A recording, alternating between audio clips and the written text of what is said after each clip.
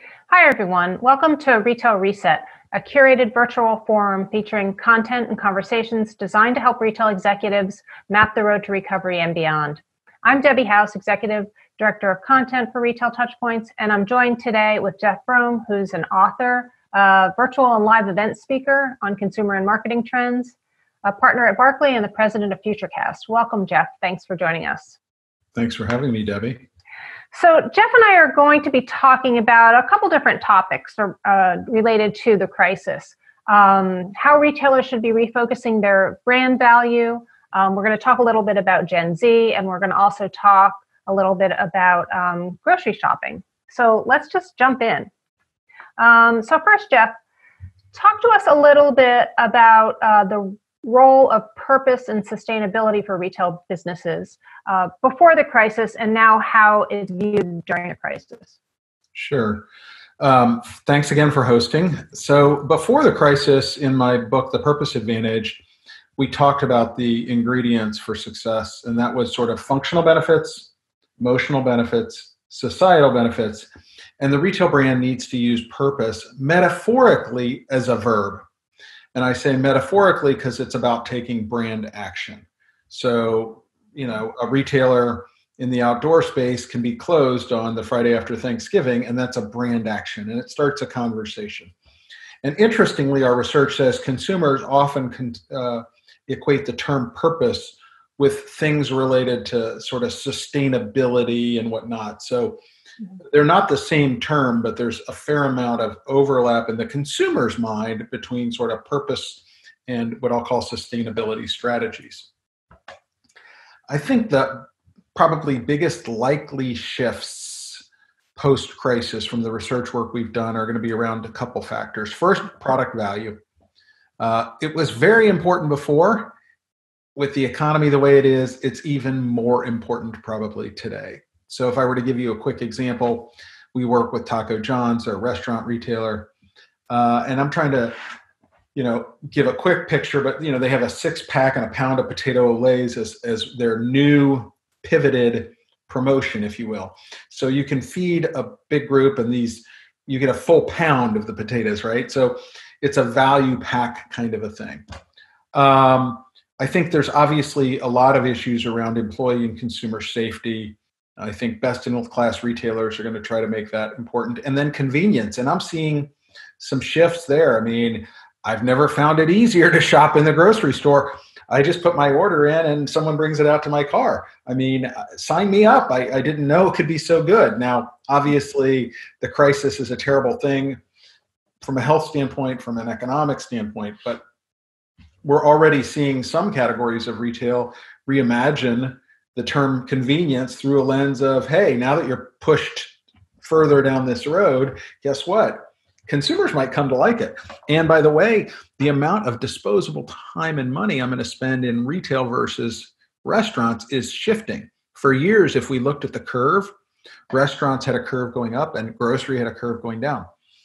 Then the pandemic closes a number of restaurants. So it's not a fair comparison, but I wouldn't be surprised post-pandemic to see that curve shift, particularly if these stores make it that convenient for consumers. Mm-hmm. So convenience, not a new topic, right? I've heard of this little retailer called Amazon that built their entire business on convenience, but we're seeing other brands make some shifts around convenience. Yeah, I mean, and you talk about the shift from hospitality basically to traditional grocery stores. But it also seems like traditional grocers are learning from their hospitality friends about how to be more convenient. So, it's in a way, it's kind of it's a disadvantage for the restaurants and the fast casual drive-throughs, because now regular retailers are adopting those practices much quicker. Yeah, I mean, if they'd only known that this would help them drive sales years ago, they probably would have thought through that lens. So I think it's intriguing and interesting. And even beyond grocery, I mean, I'm seeing other retailers in my personal experience make changes that allow me to purchase and receive their goods without having to physically necessarily come in the store. I might just pull up and text them and then they'll put those non-grocery items in my car. Right, right. How much do you think it'll change once more stores reopen? How much do you think people miss being able to go in the store? I mean, there are different segments of consumers who want different things, and to some extent, that's how they pick brands, I think. So somebody who loves the thrill of a hunt might like a certain retailer more because they know that they constantly find new things in that store. But I think while we're during this crisis, which could go on for years, depending on which segment you're in, and that's going to be a key factor, that will shape things. So let's take that half step back. There's, arguably several segments of consumers, from people who are not so cautious to reasonably cautious to vaccine or bust, right? Mm-hmm. And there's a spectrum, and there are different size segments. And some of that's based on factors like age, whether they have an underlying health condition, or just attitude toward the whole thing, right? Mm-hmm. And so I think different segments will look at it through a different lens. But there were certainly consumers who enjoyed the thrill of the hunt who aren't going to want that now. But that doesn't mean they don't want to shop. Mm-hmm. And so it's going to be up to retailers to really listen with intent and then reimagine in order to make sure they get their fair share and then some of the dollars that are being spent by consumers who are quarantined. And the reality is there's a lot of categories that are off limits. So, travel's pretty much off limits right now. So even though we're in a tough economy, there are some people who would look at retail as sort of an outlet versus how they might have spent money on a trip. Right. Yeah, I'm hearing that some consumers are spending more money on luxury items now because they are not spending the money on travel and vacations, right? Yeah. So speaking of that, the Gen Z is one particular group I know you've studied a lot, and they probably have some of those tendencies that we're talking about. How do you think that they are going to be impacted, and their actions are going to impact the retail industry? It's a fair question. Well, first of all, it's a topic my team and I have been looking at. We issued a report today on Gen Z and the COVID-19 crisis, which I'm happy to send you. If I were to hit some key points, first of all, they're not a homogenous cohort. So Gen Z, broadly defined as folks born between 96 and 2010. And so I'm going to argue that they might be more impacted even than you or I. And here's why. They're coming of age. And whether they missed prom, whether they don't have an internship and they're in college, or whether they just graduated college, some have a job and some have little hope because they don't have experience and the economy is so rotten. Imagine you just finished college this year and you studied, hotel management at a premier Ivy League school like Cornell. Okay, you went to Cornell, you were in the #1 program in hotel management. You're 23 years old. What job is there for you? Right. So, we busted that apart in the report that we issued today called Gen Z and COVID-19. And I think there's a lot to unpack. At the core, though, I think this is one of those major life moments that's going to have a significant impact on their view. And it could give them, they already had a view that I would describe as old souls and young bodies. So they were digital, social, and mobile to the core, even a little more so than millennials, because some millennials are, late 30s, early 40s, and they grew up with less digital, social, mobile they've adopted. These kids didn't. However, prior to the crisis, they were very much thinking about their future, work hard, play hard. I mean, their attitudes toward many things would look more like someone who's 50 years old than someone who's 30. So this could be one of those very, very significant events that shapes their view and gives them a very different marker than even folks who are a little bit older. I have some girls who are 28 years old. Their careers are going. They're already, employed and doing well and thriving. And even if they were disrupted, they'd be more likely to recover than someone who's, in college, had their internship canceled, just graduated from college, had their offer withdrawn. So there's a lot there, and many of these folks work for retailers today, right? They're 16 to 24 years old, and they're on the front lines of many of the retailers that we are talking about. How should retailers be thinking about this age group as they are, as they're spending the time in this crisis and going through the recovery? I mean, how should they be communicating with them? Yeah. It's not going to be easy. High amounts of empathy are going to be important. Understanding the intersection of your brand authority and then the topics that are going to be interesting to them, and then sort of the channels, and thinking of it sort of through a lens of maybe a Venn diagram is probably going to vary from brand to brand, but be a guiding principle. And I don't know, in the report, I list about 10 questions that I think that retailers are going to need to ask and answer. But the gist of this is, questions are going to be your friends, understanding their emotional and functional need states, and then addressing them. And money could be tight. So being sensitive to the fact that that's an issue for some of them. Not all. I mean, I still I really am separating, because that 23-year-old who graduated college a year and a half ago has a nice job, has a nice income, might not have started a family yet, still has high disposable income, still is a very interesting and different target than someone who's just a year younger, maybe didn't graduate quite as early. And we're talking about millions of people in each group.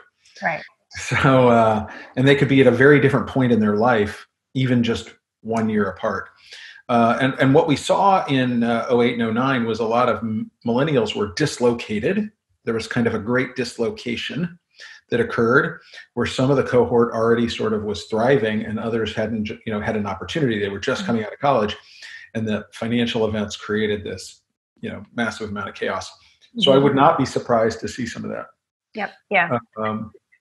We should always remember not to generalize a group into one cohort, right? No, and so part of the reason we wrote this report is to break the Gen Z cohort into a variety of segments, and then as compared to millennials, at this point, a lot of people still have this notion millennials are young, and yet 10,000 women today had a child even during this crisis. Right. I have one. I have one who just had a child right before the crisis. Right. So they're starting families in droves, and they're in a different place. Yeah. So for any generation though, and you talk a lot about the concept of brand love. How should retailers be thinking about that framework and building customer loyalty in challenging times like right now? Sure. So just to take a half step back, the framework was based on research we did, and we did a fair amount of research in different retail categories and different non-retail categories to look at some of the most loved brands and financial performance. And what we found, contrary to what we might have told our children, is there is a connection between love and money. Okay. The most loved brands make more money. And they have a price elasticity and frequency of use advantage. And so someone who loves Nike or loves Under Armour or loves any brand, Apple, doesn't matter what the brand is, they'll pay a little more and they'll use them more frequently, and they won't make the switch. And so there's this whole myth, first of all, that consumers today are disloyal. Just not true. Consumers today are very discerning. They have favorite brands, not exclusive. It's not a polygamous relationship, nor is it an exclusive relationship. It's, I give you a lot more of my time and money if I love your brand, and you get a lot of share of wallet. I don't only shop Trader Joe's or I only shop Store X, but you're going to get more of my category wallet. And so the framework of love was based on this research, and it was done across generations, Debbie. So we looked at consumers 16 to 65, so Gen Z, Millennial, Gen X, Boomer, the whole thing. What we found was certain thematic cross-generational trends, and at the core, it's consistency and spontaneity. Now, there's an inherent conflict between consistency and spontaneity. And I get that. And brands before the crisis, like Starbucks, managed that conflict. Remarkable consistency and high spontaneity scores. Can you imagine before the crisis if your significant other took you to dinner at your favorite restaurant and gave you your favorite chocolate or flowers? You'd be very happy. If your significant other took you to the exact same restaurant, same meal, same flowers, 7 nights in a row, you give them an A+ for consistency. How much spontaneity do they get for the same meal at the same restaurant 7 nights in a row? Right. So what we see is brands are afraid, often fearful, because they have great, consistency, to move away from things that are working. And so then other consumers say, oh, well, this is getting kind of boring. I'll try something else. And so what we see is, again and again, these brands that perform at the highest level are able to balance that tension between consistency and spontaneity.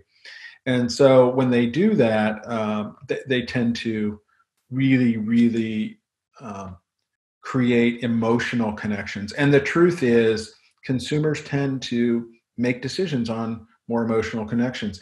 My classic story of this is I've been in the grocery store before the crisis every week, at least once, if not twice. Mm-hmm. And I've never found a consumer standing in the cereal aisle with a spreadsheet with a price per ounce of every box of cereal and a flavor score of every box, a sustainability score of every box, and if the shoe fits and they're maybe a little older, a fiber score.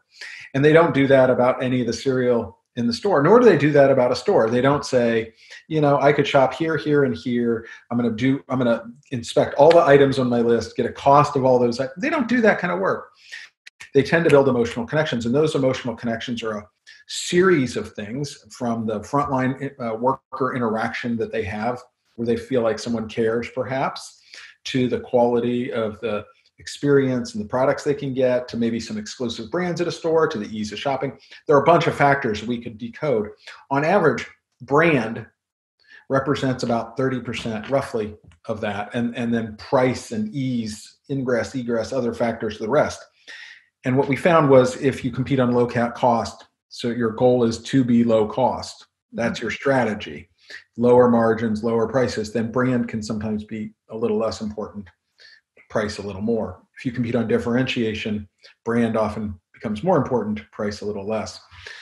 So during this crisis, if I were to shift a little forward, things can change. I shopped at Costco just about every week before the crisis. I don't go into Costco right now, and I'm kind of disappointed, because what was once my favorite brand hasn't given me the option to buy and have someone put it in my car. And Sam's Club, which was not a place that I would have shopped historically, is equally close to me. And now I'm going to Sam's Club every week, and they're getting the $150 that Costco isn't, because one of them made a shift and reimagined what a customer needs, and the other said, we're not ready to do that yet. So here I have like one of my favorite brands not doing, and so all of a sudden I find myself shopping more at other. It's not that I'm spending less, I'm just changing it. And I imagine there are a lot of consumers in this crisis who have different views depending on the segment they're in. Again, are they less cautious or more cautious? We have some who are, my father, who's older and has underlying conditions. He's basically vaccine or bust. That's his segment. If there's a vaccine, I'm interested in going out, and if there isn't, Yeah. And I understand it. He's older and he's got, some health issues, right? So there's a lot for retailers to unpack. At the core, though, understand that love does matter, and love will drive money. Where there is love, there is money. Now, just although the definition of love could be changing right now, as you were saying, because of the different factors that are rating more important right now than they were 2 months ago, for example, right? Product value is definitely, super important. Safety and convenience redefined around some of the factors I've already described. These are likely toggling up. They've got tailwinds. And before the crisis, it might have been less about that, more about some of the unique inventory you had and other factors. Right. Okay.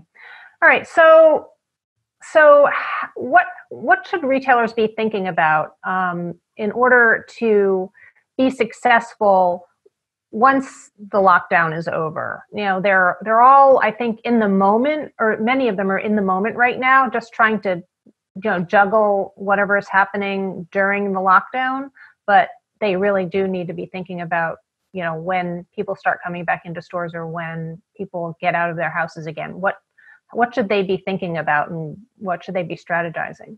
Right. So, I don't want to be a broken record. I'd start with employee and guest safety, right? Trying as much as possible to have 100% employee mask wearing and guest mask wearing. I mean, I don't love it. I don't like to wear them, but I know it's the right thing to do. And I don't like going in a store and seeing employees and guests not wearing them. So I think we're going to have to look at the employee guest safety sort of issue and with empathy still make it work. I did see something recently where I saw a Chick-fil-A associate standing outside and he had a big mask and it had some fun Chick-fil-A sort of culture and branding on the mask itself. And I kind of smiled to myself because, we all need a little bit of a laugh, and that's consistent with their brand culture. So I think that's important. Hopefully, many of the retailers have already been doing good faith things to help during this crisis, and they get credit for that. The product value issue is going to be a big issue as people, look at their disposable income in some cases and see that it's changed. Convenience will need to be reimagined. The grocery industry as a whole, on average, has done a really nice job of this. I think there are some non-grocery examples that are also very relevant that I've briefly alluded to. But convenience was always important before. It's going to be important to understand how your consumer defines convenience. And I would argue that your goal is to set the bar against whoever's doing it best outside of your category. So historically, before the crisis, I would have said, if you were a hair salon, measure how convenient you are by how Amazon performs. Now, Amazon's not cutting anyone's hair. However, they're wildly convenient. Coming out of this crisis, measure whoever's best at it and then use your head. So whatever category of retail you're in, who's setting the highest example? How can you make that apply to you to make it comfortable for your employees and guests to be able to have the kind of experience you want that enables their behavior to be comfortable? And if it's comfortable, they'll purchase and they'll share within reason. And so that'd be sort of my guiding principles. Yeah, and I think that you mentioned employees, which I think is such an important factor in this because we're all thinking about the consumer and getting the consumer back in the store, but the health and safety of the employees has to be considered first. They need to be comfortable so that they, are motivated to represent the brand and display good customer service. Otherwise, Yeah, I couldn't agree more. I mean, if your employees don't feel safe, how are they going to be able to deliver your brand promise? And so you're going to have to go out of your way to make sure you understand the employee culture and the employee attitudes and whatnot. And frankly, one of the classic examples before the crisis that I thought was from a very large retailer when Walmart last year sent a letter to both Republican and Democrats about the gun policy issue because their employees felt unsafe because of the incidents that had happened. And so their CEO, who clearly listens to employee message boards or has someone on the executive team sharing that information, said, hey, my employee safety is not negotiable. And so our research says you can't find high performing brand culture without high performing employee culture. And I think we all know that's true. So it's a big deal. And I think a lot of brands are going to do a really good job of this and a few brands might slip up. Hopefully not too many because the guest will notice, right? I mean, if I go in and I feel like people don't feel comfortable, I'm going to notice. And then I'll probably leave without purchasing, which would be a loss for me too. Because when I go to a store, I don't go to not purchase.